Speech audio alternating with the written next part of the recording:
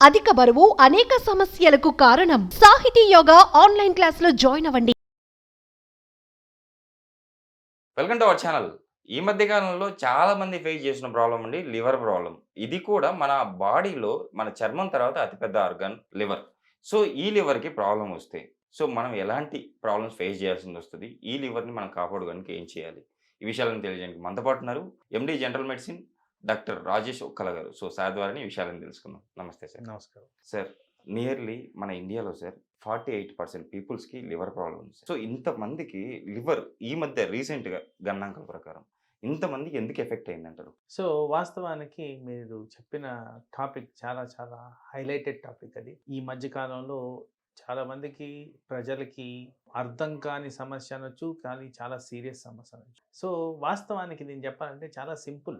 అసలు first of all ఉబకాయం అనేది పెరుగుతూ వస్తుంది. ఉబకాయానికి మూల కారణం excess amount of eating, less amount of activity.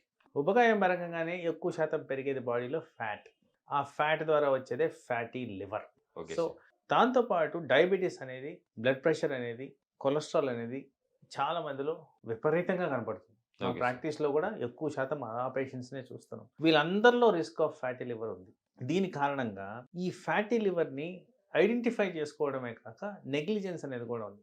Okay. Grade 1 ఉంది, ఏం కాదు, గ్రేడ్ 2 ఉంది, ఏం కాదు, అలా చాలా ఫ్రీక్వెంట్గా హాస్పిటల్లో పేషెంట్స్ ప్రాక్టీస్ చేస్తున్నప్పుడు చూస్తుంటాం. ఓకే. సో ఈ నెగ్లిజెన్స్ కారణంగా అది ముదిరి ఇంకొద్దిగా తీవ్రత దాలుస్తుంది. వాస్తవానికి చెప్పాలంటే దీన్ని అలాగే నెగ్లెక్ట్ చేస్తే అది లివర్ ఫెయిల్యూర్, లివర్ క్యాన్సర్కి దారితీస్తుంది. లివర్ అనేది ఎంత ఇంపార్టెంట్ ఆర్గన్ అంటే బాడీలో, వాస్తవానికి వితౌట్ లివర్ పేషెంట్ సర్వైవ్ అవ్వడం ఇంపాసిబుల్.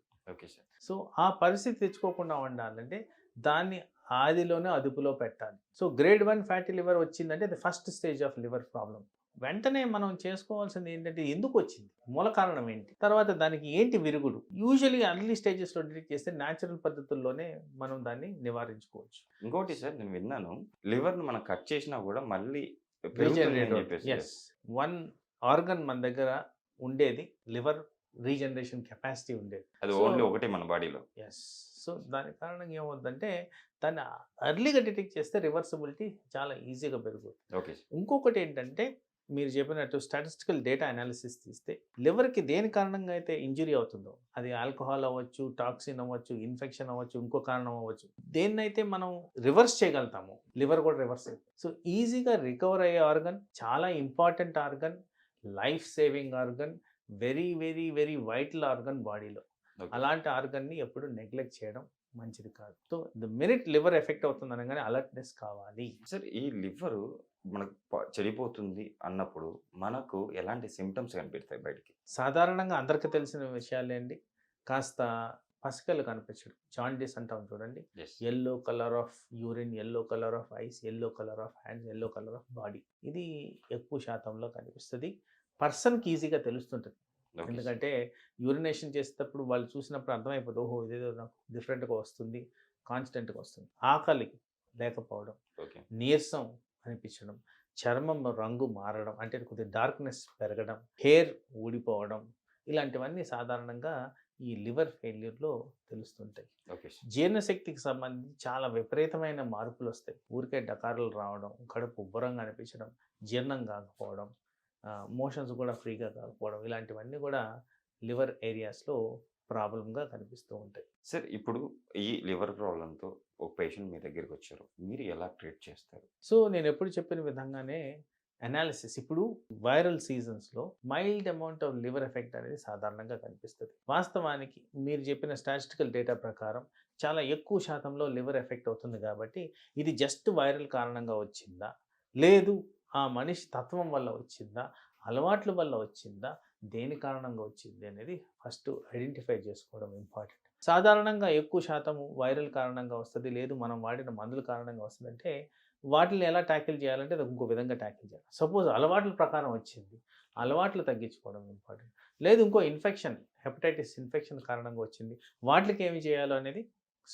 వివిధ రకాలుగా వచ్చే లివర్ ప్రజెంటేషన్స్కి వివిధ రకాల ట్రీట్మెంట్స్ అనేది మేము గమనిస్తూ ఉంటాం. ఎక్కువ శాతం పేషెంట్స్లో ఉబకాయం వల్లే వస్తుందని ఈ మధ్య కాలంలో ఎక్కువ గమనిస్తున్నాం. దానికి సంబంధించి కొలెస్ట్రాల్ కంట్రోల్ చేయడం, డయాబెటీస్ కంట్రోల్ చేయడం, హై లిపిడ్స్ కంట్రోల్ చేయడం, బ్లడ్ ప్రెషర్ కంట్రోల్ చేయడం, అలాగే ఇంకేదన్నా కారణంగా వస్తుందా అనేది చూసుకొని కూడా ఇప్పుడు ఇంకా ఆధునికమైన మెడిసిన్స్ ద్వారా ఈజీగా ఈ లివర్ ఎర్లీ డిటెక్షన్లో ట్రీట్మెంట్స్ ఈజీగా సాగుతున్నాయి. సార్ ఫుడ్ విషయానికి వస్తే ఈ లివర్ ప్రాబ్లం ఉన్న వాళ్ళు ఎలాంటి కూరగాయలు కానీ ఎలాంటి ఆహార పద్ధతులు కానీ పాటిస్తే మంచిది అంటారు? ఫస్ట్ జీర్ణాశయానికి సంబంధించి దేని గురించి అయినా కానీ అంటే స్టమక్ కానీ లివర్ కానీ ప్యాంక్రియాస్ కానీ ఇంటెస్టైన్ కానీ వీటిలన్నిటికి సంబంధించి మనం మాట్లాడుకుంటే నా ఉద్దేశంలో క్రమశిక్షణ అనేది ఇంపార్టెంట్. Okay sir. ఏ అవయవం అయినా కానీ క్రమశిక్షణ ఇంపార్టెంట్. ప్రాపర్గా నిద్రపోయామా, ప్రాపర్గా ఆహారం తీసుకున్నామా అంటే టైంకి తీసుకున్నామా, ప్రాపర్ పద్ధతుల్లో తిన్నామా, తినాల్సిన విధంగా తిన్నామా, కంటెంట్ కరెక్ట్గా ఉందా లేదా, ఓకే. అప్పుడే మిగతావన్నీ కూడా మనకి కన్సిడరేషన్లోకి వస్తాయి. సో ఆహారానికి సంబంధించి లివర్కి గురించి మాట్లాడినప్పుడు జీర్ణాశయం వీక్నెస్ ఎక్కువగా ఉంటుంది కాబట్టి ఈ fatty, spicy, oily, fried items అనేది అవాయిడ్ చేయడం బెటర్. ఈజీగా జీర్ణం అయ్యేది లైక్ మజ్జిగన్నం, రసం అన్నం, చారన్నం, కిచిడి, ఉప్మా, ఇడ్లీ ఇలాంటివి ఈజీగా జీర్ణమయ్యేవి మనం కన్సిడర్ చేసి తినాల్సిన అవసరం ఉంటుంది. ఎందుకంటే లివర్లో షుగర్ అనేది తయారవుతుంది. బాడీకి కావాల్సిన ఎక్కడైతే ఎనర్జీ సోర్స్ ఉందో ఎప్పుడైతే లివర్ ఎఫెక్ట్ అవుతుందో షుగర్ ఈజీగా తయారు కాదు కాబట్టి దానికి రెస్ట్ ఇచ్చే విధంగా మన ఆహార పదార్థాలు ఉండాలి.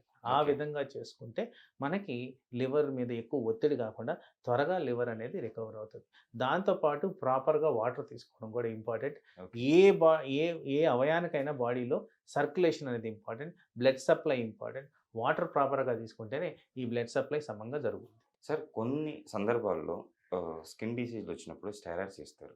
ఈ స్టెరాయిడ్స్ మనం దీనిపైన ఇది మన లివర్ పైన ఎఫెక్ట్ చూపుతుంది అని చెప్పేసి నేను విన్నాను.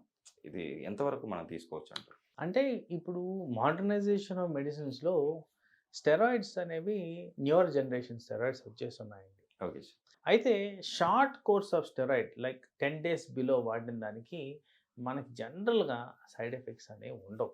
High dose steroid, long dose steroid, అనవసరమైన usage of steroid without monitoring జరిగినప్పుడే ఈ సైడ్ ఎఫెక్ట్స్ అనేవి జరుగుతుంటాయి. ఒక్క లివర్కనే కాదు, ఈ స్టెరాయిడ్ వల్ల బాడీ మీద చాలా మార్పులు అనేవి వస్తాయి. ఫర్ ఎగ్జాంపుల్ లివర్ డిజీజ్కి బ్లడ్ ప్రెషర్కి కనెక్షన్ ఉందని చెప్పాను. ఈ స్టెరాయిడ్స్ వలన బ్లడ్ ప్రెషర్ పెరుగుద్ది. సో ఆ విధంగా చూసుకుంటే ఈ స్టెరాయిడ్ రోలు ఇండైరెక్ట్గా లివర్ని ఎఫెక్ట్ చేసేదానికి ఆస్కారం ఉంది. స్టెరాయిడ్స్ వలన ఉబకాయం పెరుగుద్ది. ఉబకాయం వల్ల కొలెస్ట్రాల్ పెరుగుద్దని చెప్తున్నాను. మరి కొలెస్ట్రాల్ పెరిగినప్పుడు ఫ్యాటీ లివర్ వచ్చేదానికి ఆస్కారం ఉంది. సో స్టెరాయిడ్స్ వల్ల జీర్ణశక్తి అనేది లోపిస్తుంది. ఎందుకంటే అక్కడ అల్సర్లు వస్తాయి. దాని కారణంగా లివర్ మీద ఒత్తిడి పడుతుంది. సో ఇలా ఇండైరెక్ట్గా చాలా ఎఫెక్ట్స్ ద్వారా జస్ట్ స్టెరాయిడ్ ద్వారా లివర్ మీద ఎఫెక్ట్ వచ్చేదానికి ఆస్కారం ఉంది. నిజంగా సార్. అంటే డాక్టర్ ఆధ్వర్యంలో స్టెరాయిడ్స్ ఎంత మోతాదులో తీసుకోవాలో అంతే తీసుకోవాలని చెప్పేసి మన ఆడియన్స్కి చాలా చక్కగా వివరించారు sir. At the same time liver problem ఉన్న వాళ్ళు ఏం చేయాలి, ఎలా ఉండాలి, వాళ్ళ లైఫ్ స్టైల్ ఎలా ఉంచుకోవాలని చెప్పి చాలా చక్కగా వివరించారు. Thank you sir. నమస్తే.